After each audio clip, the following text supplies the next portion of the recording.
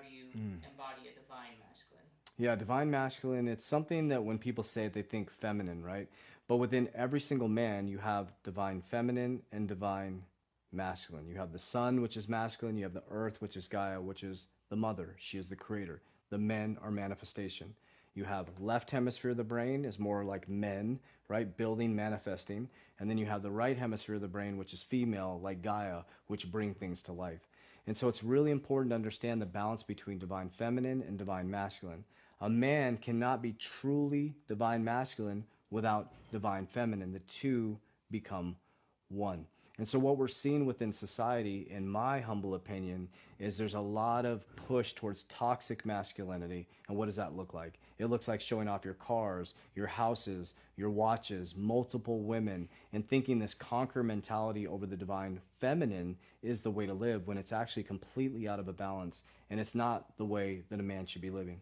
A man should be living with principles, morals, ethics, honoring the divine feminine, supporting the divine feminine, protecting the divine feminine so she can rise up and magnify the man. So, how does that show up within your personal life? It shows up by making yourself last to make your family first. It shows up by making good decisions when nobody's looking and doing the things you need to do within darkness because it's always going to come to light. It shows by protecting the divine feminine and making sure they feel safe in the home, financially, spiritually, and mentally to be themselves. And it also shows up by encouraging the divine feminine to step into her purpose.